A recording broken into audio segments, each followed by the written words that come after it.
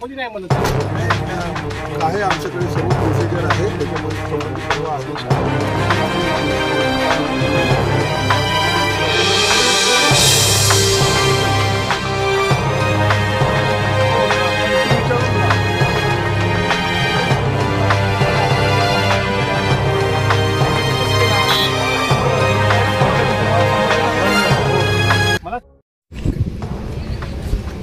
साथियों, आज हम आए हैं नागपुर जिले के हिंगना तहसील में और ऐसा पता चला है कि किसानों के ऊपर बहुत बड़ा अन्याय और अत्याचार हो रहा है। जो गैस पाइपलाइन जो बिछाई जा रही है, उस गैस पाइपलाइन के लिए जो किसानों को मुआवजा मिलना चाहिए, जो किसानों को मानधन मिलना चाहिए, धन मिलना चाहिए, वो नहीं मिल रहा है। और अभी राष्ट्रीय किसान मोर्चा के जो नागपुर जिला अध्यक्ष है वो हमारे साथ में है और लीगल एडवाइजर भी हमारे साथ में है। आइए जानते हैं कि उनका इस बारे में क्या कहना है। तो सर, सबसे पहले आप नेतृत्व करते हैं राष्ट्रीय किसान मोर्चा का, तो आप इसके बारे में हमें विस्तार से जानकारी दीजिए। पहले तो आपका परिचय दीजिए। मैं अनिल बोडके, मैं अनिल बोडके, राष्ट्रीय किसान मोर्चा जिला अध्यक्ष। साथियों, ये जो पाइपलाइन बिछाई है, ये पाइपलाइन मुंबई से आई हुई है और मुंबई से आई हुई है, ये समृद्धि से आई हुई है और समृद्धि यहाँ हिंगना तक क्लोज हो गया है। आगे ये कलमेश्वर जाएगी, सावनेर जाएगी, बाकी मध्य प्रदेश भी जाएगी। तो ये हमारा ये कहना है कि पाइपलाइन बिछाने का हमारा विरोध नहीं है। जो केरल में जो इनको पैसा दिया हुआ है पट के हिसाब से, हमको परसेंटेज के हिसाब से दे रहे हैं और समृद्धि को जो पैसा दिया हुआ है वो पट के हिसाब से दिया है।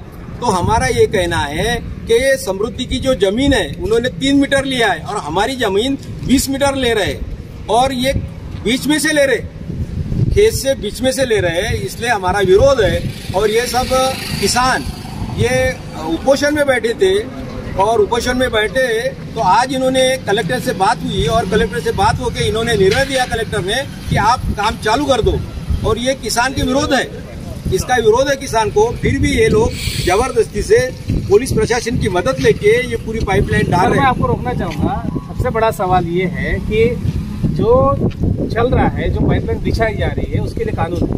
उस कानून के अंतर्गत अगर किसानों की जमीन ली जाती है तो जमीन लेने के बाद उनको वो मुआवजा दिया जाता है। तो क्या वो मुआवजा नहीं दिया गया इसलिए आप आंदोलन कर रहे हैं? हाँ, जो मुआवजा नहीं दिया इसलिए आंदोलन कर रहे हैं। और ये हमारे एडवाइजर है वकील मैडम, ये हम इस बात बोलेंगे। बोलो साथियों, लीगल एडवाइजर भी इस मामले में शामिल है और क्या कानूनी कार्रवाई हुई है, क्या ये आगे तक गए हैं, केस कहाँ तक पहुंचे, इसके बारे में जानकारी लेते हैं। तो मैडम, आपका परिचय दीजिए। नमस्ते, मैं एडवोकेट पल्लवी महाशब्दे। मैं डे 1 से मैटर में इन्वॉल्व हूँ और हमने हाईकोर्ट में भी इसके अगेंस्ट किया था पिटिशन। तो उसमें ऐसा है कि अगर 100 किसान है, उसमें से सिर्फ 10 लोगों की इसमें पंचनामे हुए हैं और अगर हम बाकी सब छोड़ दे, कोर्ट का सब छोड़ दे, फिर भी इनको लीगली तो उन्होंने प्रोसीजर फॉलो करने चाहिए, वो इन्होंने बिल्कुल भी फॉलो की नहीं है। और अगर किसान जगह पर नहीं भी है, ये खुद भी पंचनामा कर सकते हैं। और मेन चीज़ है कि उन्होंने अवार्ड पास करना चाहिए, पैसे देने चाहिए, काम भी करना है। ठीक है, वो बोलते हैं कि हमारे इसमें 10% है, मगर पहले अवार्ड तो पास करना चाहिए। विदाउट फॉलोइंग वो प्रोसीजर फॉलो ना करते हुए ये लोग जबरदस्ती इन्होंने काम चालू किया है। और ये डेलिबरेटली ऐसा इसलिए किया है क्योंकि जैसे एक रूल रहता है कि डिस्ट्रिक्ट कोर्ट में अगर हमको केस डालनी है तो पहले अवार्ड पास होना चाहिए। हम चैलेंज क्या करेंगे डिस्ट्रिक्ट कोर्ट में? अवार्ड ही चैलेंज करेंगे ना कि ये अवार्ड हमको मिला है, इतने रुपए मिले हैं, ये सही है नहीं है, फिर कोर्ट डिसाइड करेगा। मगर इन्होंने हम वहाँ ना जाए इसलिए अवार्ड पास करने से पहले ही ये सब कार्रवाई चालू की है। इन्हें 100 में से सिर्फ 8 से 10 किसानों के इसमें अवार्ड पास हुआ है। बाकी यहाँ पे जो काम चालू है इनके खेत में कहीं पर भी अवार्ड पास ही नहीं किया है। और कलेक्टर ने किस तरीके से कौन से एक्ट के अंदर ये ऑर्डर दिया है, हमें ऑर्डर की कॉपी भी नहीं दिखा रहे हैं, कुछ भी नहीं। पुलिस वालों को पूछा, वो बोलते उनको वो कहाँ है पता नहीं, कोई जगह पे मिल नहीं रहा। तो मैडम, मेरा ये पूछना है कि अभी जो यहाँ पे जो पुलिस वाले जो यहाँ पे प्रोटेस्ट कर रहे हैं, यहाँ पे रोक रहे हैं आप लोगों को, तो क्या वजह हो सकती है, क्या ये कारण है कि पुलिस वाले यहाँ पर आपको रोक रहे हैं? नहीं, वो हमें बता रहे हैं कि कलेक्टर का हमको ऑर्डर है कि पुलिस प्रोटेक्शन। तो मैडम, कलेक्टर का अगर ऑर्डर है तो फिर वो ऑर्डर आपको मिला? नहीं, हमने बहुत बार काले साहब को पूछा तो बोलते हमारे पास अगर ऑर्डर इनके पास नहीं है तो वो ये काम कैसे कर रहे हैं वगैरह ऑर्डर के। ये पुलिस डिपार्टमेंट के जो प्रमुख है उनसे आपने बात की कि आप किस लीगल आधार पर यहाँ पर हमको रोक रहे हैं? उन्होंने सिर्फ हमें बोला कि हमको कलेक्टर का ऑर्डर है। मैंने उनको बोला कि सर मुझे कॉपी दिखाइए ऑर्डर की। कलेक्टर नहीं, क्या होता है कलेक्टर अगर ऑर्डर देता है तो वो भी राइटिंग में देता है, ओरल ऑर्डर नहीं देता है। ये कानून है। तो क्या पुलिस डिपार्टमेंट को ये ऑर्डर जो मिला है वो राइटिंग मिला है कि ओरल मिला है? आपको लीगल ऑर्डर है? मुझे उन्होंने ऑर्डर दिखाया नहीं, मुझे सिर्फ काले साहब ने ओरली बताया कि हमको ऑर्डर मिला है। मैंने बोला कि हमको कॉपी तो दिखाइए ऑर्डर की, भले हम पढ़े तो हमको उन्होंने कोई भी कॉपी दिखाई नहीं है। यानी रियल में ऑर्डर पास हुआ है कि नहीं हुआ ये भी नहीं मालूम। मैडम ये जो केस चल रही है अभी आप जिसमें आप इनको जो सपोर्ट कर रहे हैं तो उसमें आप कहाँ तक पहुँचे, कौन से कोर्ट तक पहुँचे? हाईकोर्ट में ऐसा हुआ है कि हाईकोर्ट हमको बोला कि केरल में कैसा है कि केरल स्टेट गवर्नमेंट ने ऑर्डर पास किया था कि 10 टाइम्स उनको कंपेंसेशन देना है किसानों को। तो तब गेल कंपनी ने बोला है कि नहीं हमने 10 टाइम्स दिया नहीं, 10% ही दिया है। इसलिए कोर्ट ने बोला कि आप वो वहाँ का केरल का ऑर्डर लाइए। तो हम उसके पीछे लगे हैं कि वहाँ का केरल का हमको ऑर्डर मिल जाएगा। तो हमको वही दिखाना है कि उसमें डिस्क्रिमिनेशन कैसे किया है गेल वालों ने। और हमारे पास सर ऐसे भी डॉक्यूमेंट्स हैं नागपुर के जो उनके जो भी करीबी रिश्तेदार हैं उनको उन्होंने बहुत ज़्यादा अमाउंट में कंपेंसेशन दिया है और जो उनकी कोई भी लगते नहीं है उनको बहुत कम। मैडम इसके आधार पर आप कोर्ट में वो केस क्यों नहीं दायर? हाँ, वो हमको केरल का ऑर्डर मिलने का है। केरल का क्या किसानों को जो मिला है वो उनका ऑर्डर के लिए हम लोग वहाँ पे सब सर्च कर रहे हैं। केरल में कुछ लोग जाने वाले भी हैं वहाँ से ऑर्डर लाने के लिए। तो बस अभी दिवाली वगैरह होने के कारण सब ये अभी 8-10 दिन में हमारे पास केरल का भी ऑर्डर आ जाएगा। तो मैडम जो नागपुर में आप कह रहे हैं कि जो मतलब यहाँ के नेता लोग हैं वो या बाकी लोग हैं उनको एक्स्ट्रा पेमेंट मिला हुआ है और जो साधारण लोग हैं उनको रोका जा रहा है, उनको पेमेंट नहीं दे रहा है, तो इसकी लीगल कोई जानकारी है आपके पास?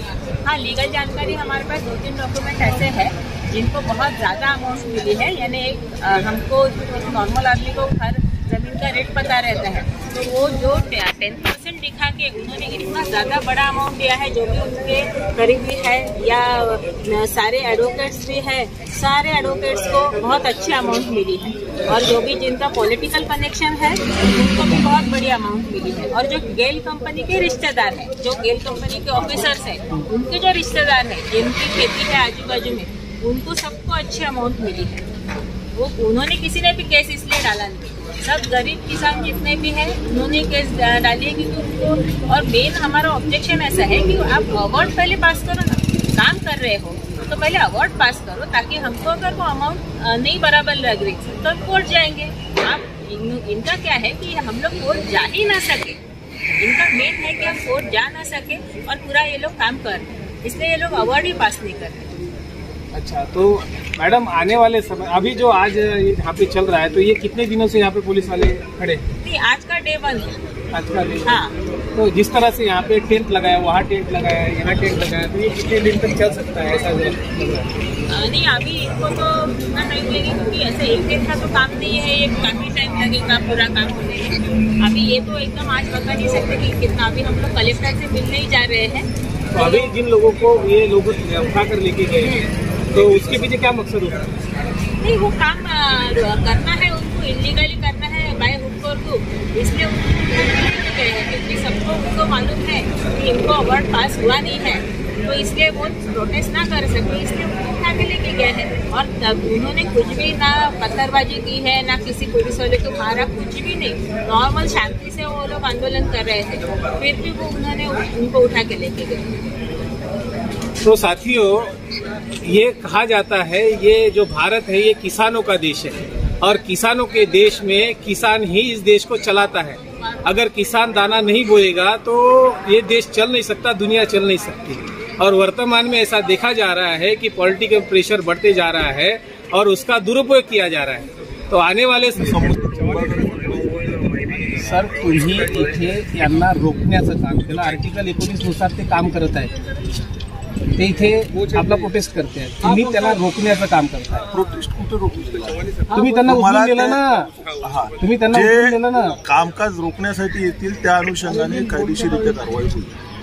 कामकाज कोणीही थांबवू शकणार नाही. सध्या आदेशानुसार जी काही लिगल प्रोसिजर आहे त्यानुसार काम सुरू आहे आणि ते थांबवण्याचा कोणी प्रयत्न करत असेल तर त्या अनुषंगाने कायदेशीर कारवाई. तुम्ही कायदेशीर कारवाई केली तर आता जे प्रोटेस्ट करत होते ज्यांचे लिगल ॲडवायझर आहे ते म्हणत आहेत की तुम्ही त्यांना कॉपी दाखवली नाही रोखण्यासंबंधात.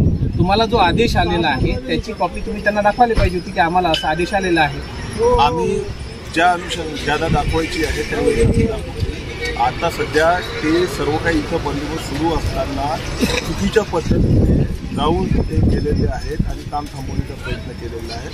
असं काही जर असेल तर त्यांनी डिस्कशन करावं. यापूर्वी पण मिटिंग घेण्यात आलेल्या होत्या. त्या मिटिंगसाठी चर्चा करण्यात आलेली होती. त्यांनी मिटिंगमध्ये त्यांचे मुद्दे मांडून जे काही सांगण्यात होतं ते सांगण्यात आलेलं होतं त्यांना. त्यांनी इथं येऊन प्रोटेस्ट करणं चुकीचं आहे किंवा जिथं काम सुरू आहे तिथं प्रोटेस्ट करणं चुकीचं आहे. त्यांनी लिगल मार्ग जे आहेत ते सर्व अवलंबून.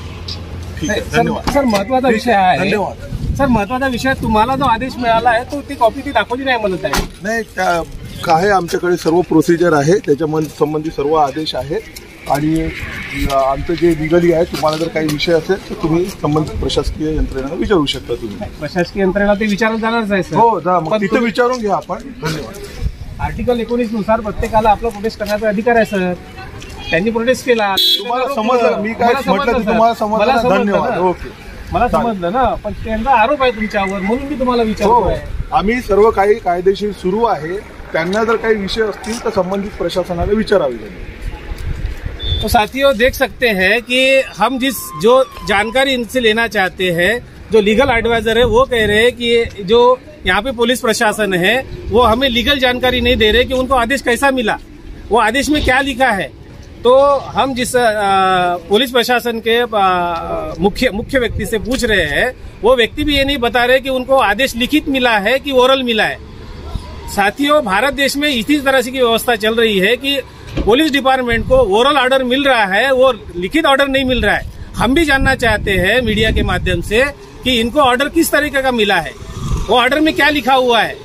तो साथियों, आने वाले समय में ये जो किसानों के साथ जो व्यवहार हो रहा है वो पल पल की खबर आने वाले समय में आपको देते रहेंगे. मैं सनी सारे, नागपुर से. धन्यवाद.